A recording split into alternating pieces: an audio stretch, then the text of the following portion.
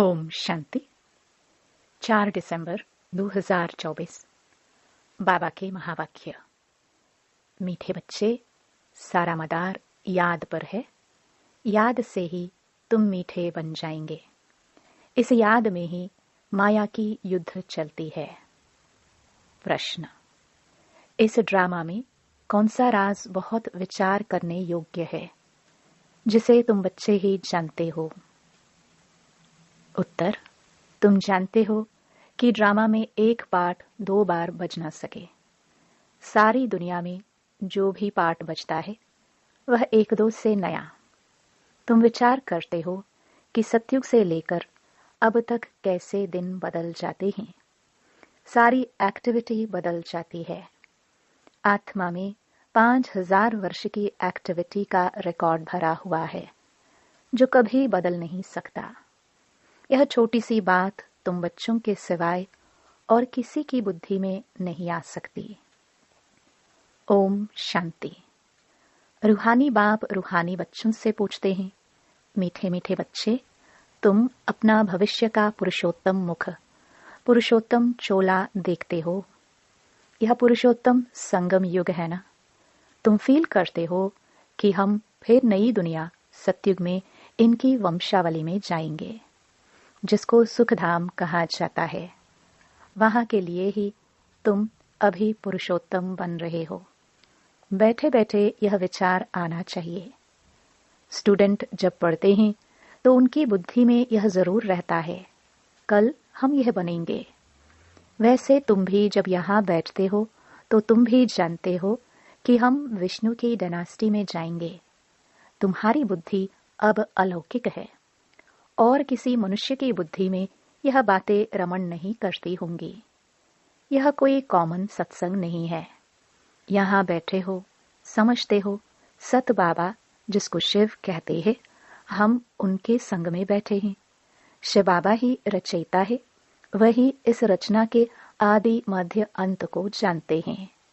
वही यह नॉलेज देते हैं, जैसे कल की बात सुनाते हैं। यहाँ बैठे हो, यह तो याद होगा ना, हम आए हैं रेजुविनेट होने, अर्थात यह शरीर बदल दैवी शरीर लेने। आत्मा कहती है, हमारा यह तमो प्रधान पुराना शरीर है, इसको बदलकर ऐसा शरीर लेना है। कितनी सहज एम ऑब्जेक्ट है। पढ़ाने वाला टीचर जरूर पढ़ने वाले स्टूडेंट से होशियार होगा ना। पढ़ाते हैं, अच्छे कर्म भी सिखलाते हैं। अभी तुम समझते हो, हमको ऊंचते ऊंच भगवान पढ़ाते हैं तो जरूर देवी देवता ही बनाएंगे। यह पढ़ाई है ही नई दुनिया के लिए, और किसको नई दुनिया का जरा भी पता नहीं है। यह लक्ष्मी नारायण नई दुनिया के मालिक थे। देवी देवताएं भी तो नंबरवार होंगे ना। सब एक जैसे तो हो भी ना सके, क्योंकि राजधानी है ना। यह ख्यालात तुम्हारे चलते रहने चाहिए। हम आत्मा अभी पतित से पावन बनने के लिए पावन बाप को याद करते हैं।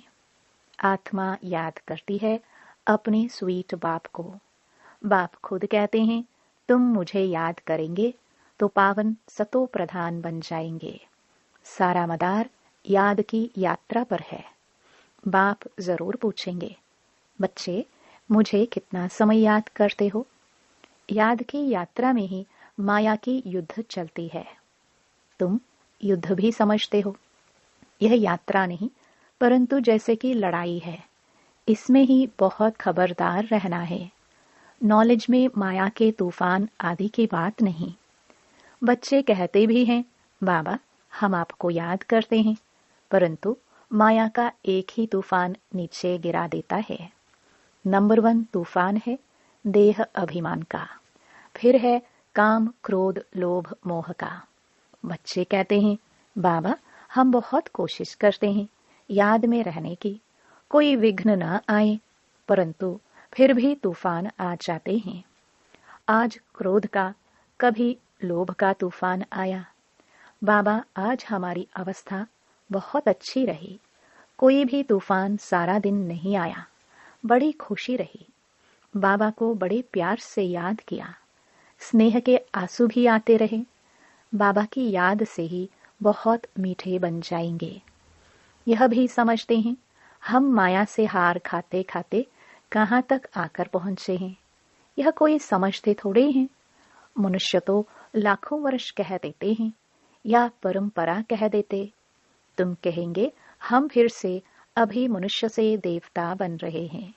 यह नॉलेज बाप ही आकर देते हैं। विचित्र बाप ही विचित्र नॉलेज देते हैं। विचित्र निराकार को कहा जाता है। निराकार कैसे यह नॉलेज देते हैं? बाप खुद समझाते हैं, मैं कैसे इस तन में आता हूँ। फिर भी मनुष्य मूंझते हैं, क्या एक इसी तन में आएगा? परंतु ड्रामा में यही तन निमित्त बनता है, जरा भी चेंज हो नहीं सकती। यह बातें तुम ही समझकर और दूसरों को समझाते हो। आत्मा ही पढ़ती है, आत्मा ही सीखती सिखलाती है। आत्मा मोस्ट वैल्यूएबल है। आत्मा अविनाशी है, सिर्फ शरीर खत्म होता है। हम आत्माएं अपने परमपिता परमात्मा से रचता और रचना के आदि मध्य अंत के 84 जन्मों की नॉलेज ले रहे हैं। नॉलेज कौन लेते हैं? हम आत्मा। तुम आत्मा ने ही नॉलेजफुल बाप से मूल वतन सूक्ष्म वतन को जाना है। मनुष्यों को पता ही नहीं है कि हमें अपने को आत्मा समझना है। मनुष्य तो अपने को शरीर समझ उल्टे लटक पड़े हैं। गायन है, आत्मा सत चित आनंद स्वरूप है। परमात्मा की सबसे जास्ती महिमा है। एक बाप की कितनी महिमा है? वही दुख हरता सुख करता है। मच्छर आदि की तो इतनी महिमा नहीं करेंगे कि वह दुख हरता सुख करता ज्ञान का सागर है। नहीं, यह है बाप की महिमा। तुम बच्चे भी मास्टर दुख हरता सुख करता हो। तुम बच्चों को भी यह नॉलेज नहीं थी। जैसे बेबी बुद्धि थे, बच्चे में नॉलेज नहीं होती और कोई अवगुण भी नहीं होता है, इसलिए उसे महात्मा कहा जाता है, क्योंकि पवित्र है। जितना छोटा बच्चा उतना नंबर 1 फूल। बिल्कुल ही जैसे कर्मातीत अवस्था है। कर्म अकर्म विकर्म को कुछ भी नहीं जानते हैं, इसलिए वह फूल है। सबको कशिश करते हैं। जैसे एक बाप सभी को कशिश करते हैं। बाप आए ही हैं सभी को कशिश कर खुशबूदार फूल बनाने। कई तो कांटे के कांटे ही रह जाते हैं। 5 विकारों के वशीभूत होने वाले को कांटा कहा जाता है।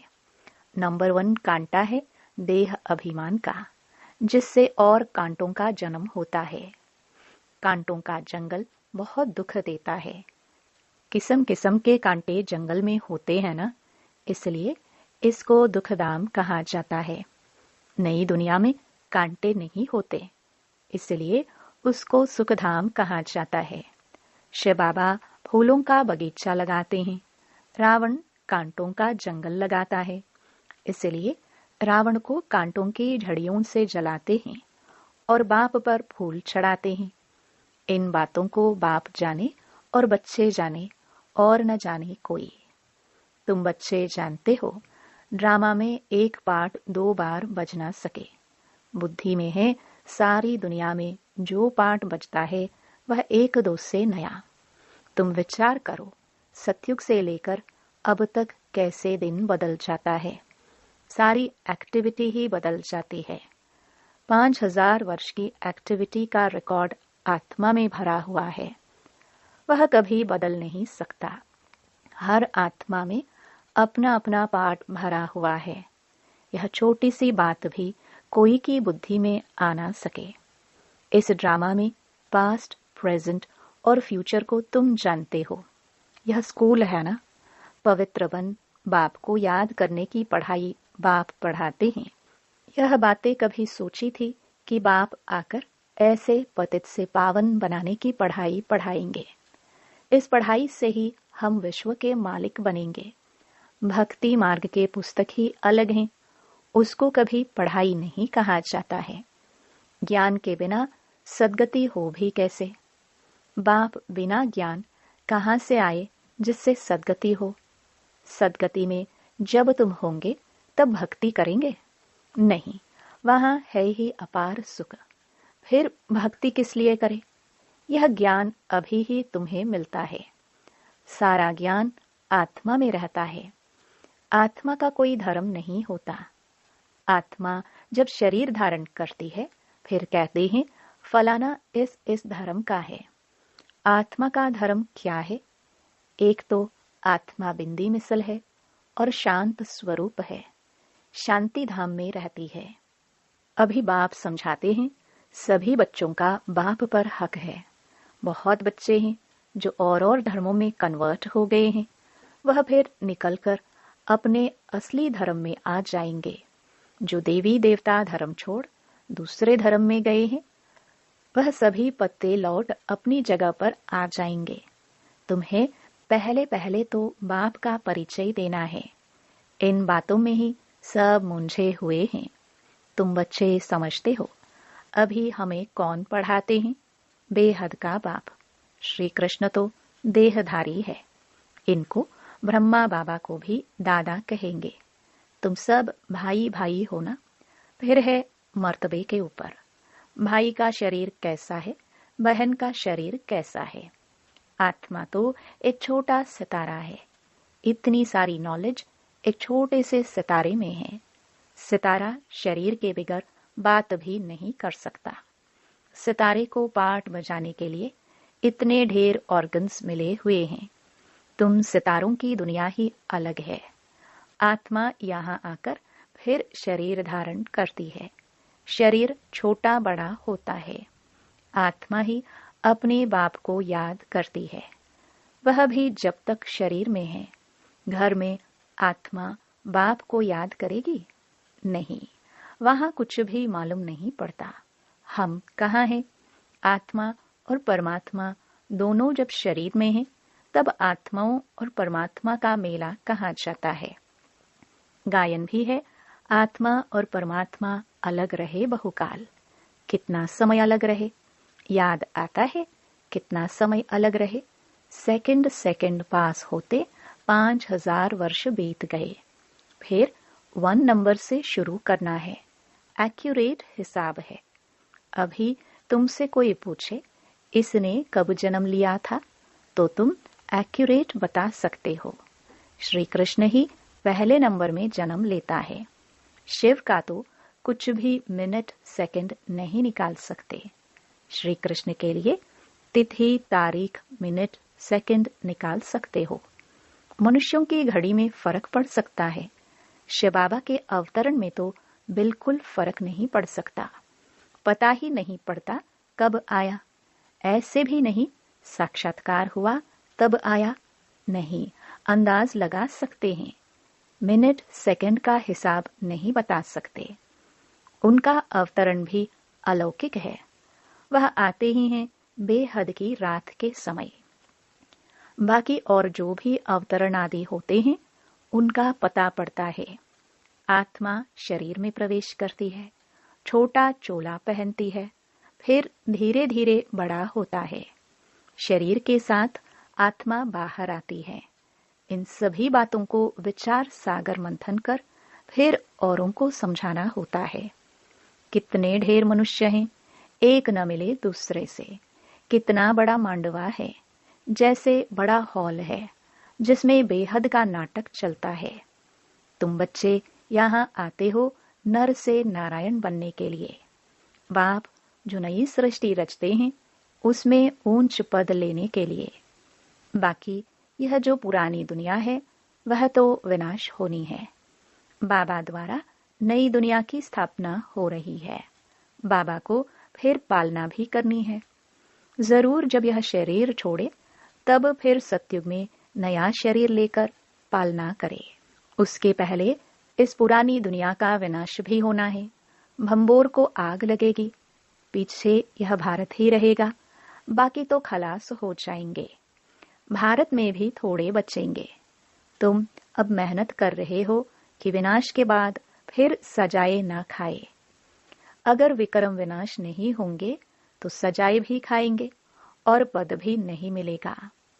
तुमसे जब कोई पूछते हैं तुम किसके पास जाते हो, तो बोलो शिव बाबा के पास, जो ब्रह्मा के तन में आया हुआ है। यह ब्रह्मा कोई शिव नहीं है। जितना बाप को जानेंगे तो बाप के साथ प्यार भी रहेगा। बाबा कहते हैं, बच्चे तुम और कोई को प्यार नहीं करो, और संग प्यार तोड़ एक संग जोड़ो। जैसे आशिक माशुक होते हैं ना, यह भी ऐसे हैं। 108 सच्चे आशिक बनते हैं, उसमें भी 8 सच्चे सच्चे बनते हैं। 8 की भी माला होती है ना। नवरत्न गाये हुए हैं, 8 दाने नवा बाबा। मुख्य हैं 8 देवताएं, फिर 16,108 शहजादे शहजादियों का कुटुंब बनता है त्रेता अंत तक। बाबा तो हथेली पर बहिष्ट दिखलाते हैं, तुम बच्चों को नशा है कि हम तो सृष्टि के मालिक बनते हैं। बाबा से ऐसा सौदा करना है। कहते हैं कोई विरला व्यापारी यह सौदा करे। ऐसे कोई व्यापारी थोड़े ही है। तो बच्चे ऐसे उमंग में रहो, हम जाते हैं बाबा के पास। ऊपर वाला बाबा, दुनिया को मालूम नहीं है। वो कहेंगे कि वह तो अंत में आता है। अब वही कलयुग का अंत है। वही गीता महाभारत का समय है। वही यादव जो मुसल निकाल रहे हैं। वही कौरवों का राज्य, और वही तुम पांडव खड़े हो। तुम बच्चे अभी घर बैठे अपनी कमाई कर रहे हो। भगवान घर बैठे आया हुआ है, इसलिए बाबा कहते हैं कि अपनी कमाई कर लो। यही हीरे जैसा जन्म अमोलक गाया हुआ है। अब इसको कौड़ी बदले खोना नहीं है। अब तुम इस सारी दुनिया को राम राज्य बनाते हो।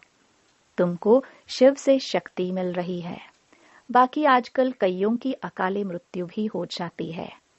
बाबा बुद्धि का ताला खोलता है और माया बुद्धि का ताला बंद कर देती है। अब तुम माताओं को ही ज्ञान का कलश मिला हुआ है। अबलाओं को बल देने वाला वह है। यही ज्ञान अमृत है। शास्त्रों के ज्ञान को कोई अमृत नहीं कहा जाता है।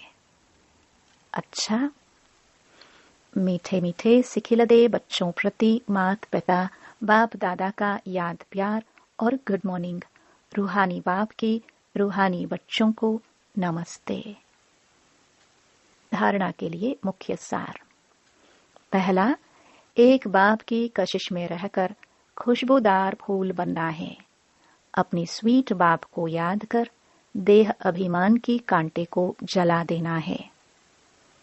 दूसरा, इस हीरे तुल्य जन्म में अविनाशी कमाई जमा करनी है। कौड़ियों के बदले इसे गवाना नहीं है। एक बाप से सच्चा प्यार करना है।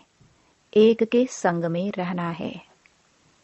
वरदान, ब्राह्मण जीवन में सदा खुशी की खुराक खाने और खुशी बांटने वाले खुश नसीब भव। इस दुनिया में आप ब्राह्मणों जैसा खुश नसीब कोई हो नहीं सकता, क्योंकि इस जीवन में ही आप सबको बाप दादा का दिल तख्त मिलता है। सदा खुशी की खुराक खाते हो और खुशी बांटते हो। इस समय बेफिक्र बादशाह हो। ऐसी बेफिक्र जीवन सारे कल्प में और किसी भी युग में नहीं है। सतयुग में बेफिक्र होंगे, लेकिन वहां ज्ञान नहीं होगा। अभी आपको ज्ञान है, इसलिए दिल से निकलता है, मेरे जैसा खुशनसीब कोई नहीं। स्लोगन, संगम युग के स्वराज्य अधिकारी ही भविष्य के विश्व राज्य अधिकारी बनते हैं। ओम शांति।